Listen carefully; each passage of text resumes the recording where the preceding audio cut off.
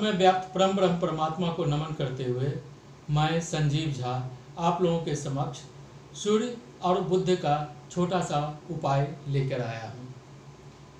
जैसा कि आप लोग सभी जानते हैं कि इन दिनों लोग अस्वस्थता की प्रॉब्लम से सफ़र कर रहे हैं, काफ़ी लोग अस्वस्थ रह रहे हैं और जिसके कारण से उनका पारिवारिक जीवन, उनका समृद्धशाली जीवन, उन्हें धन धान्य की कमी महसूस होती है, जिसके कारण से परिवार में काफ़ी कलह क्लेश रहने लगा है। इन सबों का निवारण करने के लिए आज मैं प्रमुखतः बुध और शुक्र का उपाय आप लोगों के समक्ष प्रस्तुत करूंगा, किंतु उससे पहले इसका ज्योतिषीय कारण जानने की कोशिश करते हैं कि क्यों आज मैं सिर्फ बुध और सूर्य के लिए ही कह रहा हूँ, अन्य ग्रहों के उपाय के बारे में क्यों नहीं बात कर रहा हूँ। जैसा कि आप सभी जानते हैं कि शरीर में कोई भी रोग होता है, कोई भी कष्ट होता है, तो उसके लिए आपका तनुभाव कहीं न कहीं प्रभावित होता है। तनुभाव के स्वामी मंगल होते हैं और तनुभाव का कारक ग्रह सूर्य होता है, अर्थात सूर्य कारक ग्रह है प्रथम भाव का, जो प्रथम भाव का एग्जीक्यूटर भी है। इस तरह सूर्य को बहुत प्रमुखता दी गई है आपका शरीर की आरोग्यता को संपन्न कराने में। इसलिए सूर्य आज हम ले रहे हैं, सूर्य का उपाय के बारे में आप लोगों को बताएंगे। दूसरा है बुध। बुध ही क्यों? आप जैसा देखते हैं कि ज्योतिष में बुध कर्म क्षेत्र का अस्थाई कारक ग्रह है। बुध कर्म क्षेत्र के साथ साथ आपके छठे भाव अर्थात रोग के स्थान का भी स्वामी होता है और रोग के स्थान का कारक ग्रह मंगल होता है। और आपकी वाणी की मधुरता कायम रखने में, आपका इंटेलिजेंस कायम रखने में बुध का बहुत बड़ा रोल होता है। आपका इंटेलिजेंस और आपकी वाणी ही आपको समाज में प्रतिष्ठा दिलाती है, मान सम्मान दिलाता है, आपको धन धान्य की पूर्ति के लिए, व्यवसाय में उन्नति के लिए और सामाजिक जीवन को अच्छे तरह से, सामाजिक जीवन के धर्म को अच्छे तरह से निर्वाह करने में बुध बहुत हद तक सहायक होता है। बल्कि मैं ये कहना चाहूँगा कि बुध का बहुत बड़ा रोल है, क्योंकि कर्म क्षेत्र बुध के एग्जीक्यूशन के क्षेत्र में आता है और कर्म क्षेत्र का जो मालिक होते हैं, दसम भाव के जो मालिक होते हैं वो शनि होते हैं और शनि और बुध का बहुत बड़ा रोल आपके जीवन में होता है। किंतु कर्म क्षेत्र का एग्जीक्यूशन बुध के द्वारा ही किया जाता है, इसलिए बुध को ज्योतिष में बहुत ही इम्पोर्टेंस दिया गया है, बहुत ही महत्ता दिया गया है। दूसरी तरह से देखेंगे तो दूसरे भाव आपका कुटुंब का भाव होता है, दूसरे भाव आपका परिवार का होता है, दूसरे भाव से आपकी वाणी देखी जाती है। यदि आप वाणी में मधुरता नहीं मेंटेन करते हैं, कटुता रहती है आपकी वाणी में, तो इससे आपके समाज में रहने वाले लोग, आपके पारिवारिक लोग आपसे दुखी होते हैं और उसका कहीं न कहीं अभिशाप के रूप में आपके जीवन प्रभावित होते हैं।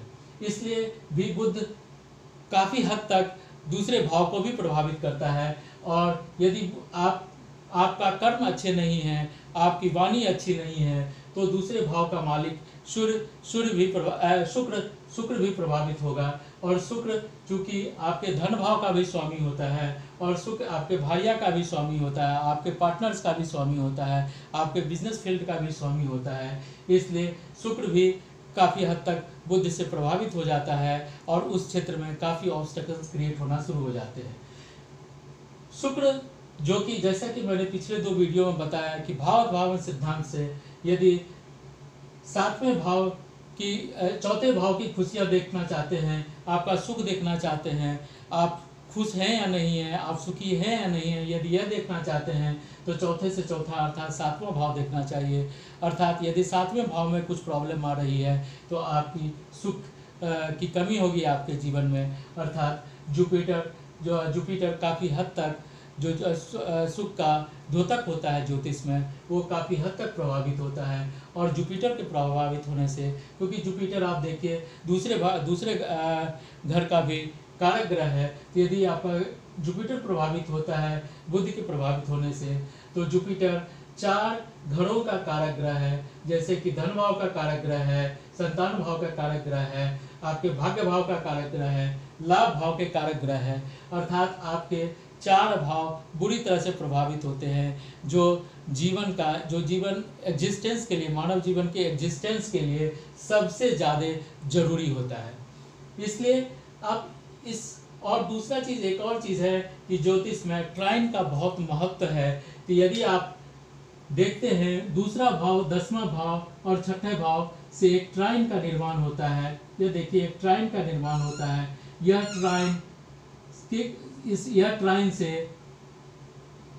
आपका कर्म बताता, यह ट्राइन यह बताता है कि यदि इन 3 भाव में या इन 3 भाव के स्वामी के साथ इन 3 भाव से संबंधित कारक ग्रह यदि किसी तरह प्रभावित होते हैं, चाहे वो आपके गलत कर्म के कारण से प्रभावित होते हैं या अन्य किसी कारणों से प्रभावित होते हैं, तो आपका कर्म स्थल, आपका धन धान्य की पूर्ति का स्थल और आपका आरोग्यता का स्थल, आपका नौकरी का स्थल काफ़ी हद तक प्रभावित होता है, जिससे आपका जीवन बुरी तरह प्रभावित होगा।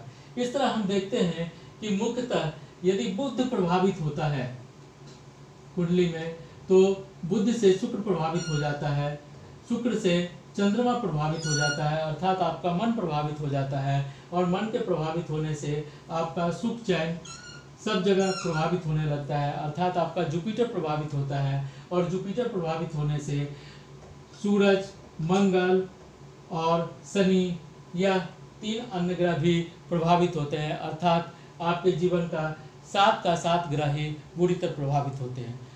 ज्योतिष में आपका शरीर जो पंच तत्व से बना हुआ है, ज्योतिष में 5 ग्रहों के रूप में इस पंच तत्व को जाना जाता है, जिसमें पृथ्वी तत्व मरकरी बताता है, जल तत्व वीनस और चंद्रमा को कहा जाता है, जुपिटर से आकाश तत्व देखा जाता है, अग्नि तत्व के रूप में सूर्य और मंगल को कहा जाता है, और वायु तत्व के रूप में सैटर्न को कहा जाता है। यदि आपका मरकरी प्रभावित हो रहा है तो आपकी वेनस प्रभावित हो जाते हैं, मून प्रभावित हो जाता है, जुपिटर प्रभावित हो जाता है, और जुपिटर के प्रभावित होने से अन्य सारे ग्रह प्रभावित हो जाते हैं, जिसके कारण से आपको धन धान्य की काफ़ी कमी होती है, आरोग्यता की कमी रहती है, आपके परिवार में काफ़ी अशांति बनी रहती है। और यदि ये आप कंटिन्यू करते रहते हैं तो ना केवल सिर्फ आपका जीवन प्रभावित होता है, बल्कि आपके आने वाले संतति, जिसे केतु कहा जाता है ज्योतिष में, केतु से हम लोग जानते हैं संतति को, बीज को, वह प्रभावित होता है। और ना केवल आपका जनरेशन प्रभावित होता है, आपके आने वाले सारे जनरेशन्स के लोग प्रभावित होते हैं। इसलिए हम आप लोगों से यही रिक्वेस्ट करेंगे कि आप यदि आरोग्यता को प्राप्त करना चाहते हैं, आप यदि धन धान्य को प्राप्त करना चाहते हैं, तो आप अपने परिवार के साथ अच्छा संबंध बनाए रखें, अपनी वाणी को कंट्रोल में रखें, अपनी वाणी की मधुरता को कायम करके रखें, जिससे आपका जीवन सुखमय होगा। यदि आज के दिन में, जैसा आजकल देखा जाता है कि सभी अर्थ चिंतन के कारण से लोगों का पारिवारिक जीवन खराब होता जा रहा है, वह उन अपने स्वास्थ्य पर ध्यान नहीं दे पाते हैं, जिसके कारण से आरोग्यता की प्राप्ति नहीं होती है। तो कुछ छोटे छोटे उपाय बताए जा रहे हैं, जिससे करने से आपके जीवन में काफ़ी इम्प्रूवमेंट आएगा। ये मेरा 25 साल का अनुभव है, जो मैं अपने जानने वालों ने हमारे जानने वालों ने इसका प्रयोग करके इसे अपने जीवन को उपयोगी बनाया है। बुद्ध के लिए जो हम कहते हैं कि बुद्ध का सबसे सर्वोत्तम उपाय होता है माँ जगदम्बा, जो सनातन धर्म के अनुयायी हैं, उसके लिए कहना चाहूँगा कि वो माँ जगदम्बा का आराधना करें। माँ जगदम्बा का आराधना किसी भी रूप में आप कर सकते हैं, और उनकी आराधना से आपको धन धान्य की प्राप्ति होगी, आरोग्यता की प्राप्ति होगी। श्री सूक्तम या कनकधारा स्तोत्र सबसे सर्वोत्तम स्तोत्र कहा गया है धन धान्य की पूर्ति के लिए। आपके जीवन में यदि धन धान्य की बहुत कमी हो रही है, आपका जीवन धन धान्य के कारण, आपके धन धान्य की कमी के कारण से सफ़र कर रहे हैं, तो आप श्री सूक्तम या कनकधारा स्तोत्र का कनकधारा स्तोत्र से माँ जगदम्बा की आराधना करें। या यदि आप ये स्तोत्र का पाठ नहीं कर सकते हैं, आप यदि संस्कृत पढ़ने में आपको दिक्कत होती है तो आप कन्या पूजन का सहारा ले सकते हैं। किसी भी समय मंगलवार या शनिवार के दिन आप छोटी बच्ची जो 9 साल से छोटी उम्र की हो उनका पूजन करके उनको कुछ मिठाई खिला सकते हैं। कुछ मीठा खिलाने से आपको आपके जीवन में समृद्धि प्राप्त होगी, धन धान्य प्राप्ति होगी। किंतु कन्या भोजन के समय कन्या को नमक नहीं देना चाहिए, सिर्फ मीठा ही, कुछ भी मीठा देना चाहिए।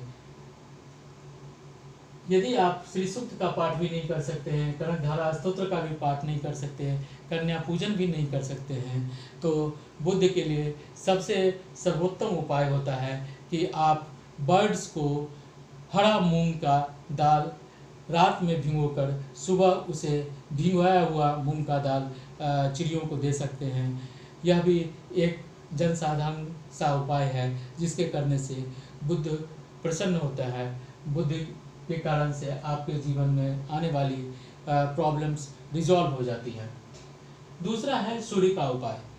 सूर्य चूँकि आपके जीवन में आरोग्यता प्रदान करता है, आपका जीवन में प्राण शक्ति प्रदान करता है, प्राण शक्ति का प्रवाहक सूर्य ही है। यदि आपका तनुभाव अर्थात आपके शरीर में काफ़ी रोग हैं तो उस रोग से निवृत्ति पाने के लिए आप आदित्य हृदय स्तोत्रम का पाठ डेली कर सकते हैं। यदि आप आदित्य हृदय स्तोत्र का पाठ नहीं करते हैं तो आपके लिए एक अल्टरनेटिव उपाय ये है कि आप सूर्य को जल अर्पित कर सकते हैं, जल का अर्घ दे सकते हैं। यदि जल भी नहीं देते हैं तो स्नान करने के बाद आप सूर्य को प्रणाम करें, सूर्य से विनती करें कि आपको आरोग्यता की प्राप्ति हो। यह भी एक छोटा सा उपाय है जिससे आपके जीवन में आरोग्यता की प्राप्ति होगी। इसी के साथ आज का वीडियो आज मैं अपनी वाणी को विराम देता हूँ, बट यह कहते हुए कि आप लोगों का बहुत सारा प्यार आया है जिसके लिए बहुत बहुत धन्यवाद।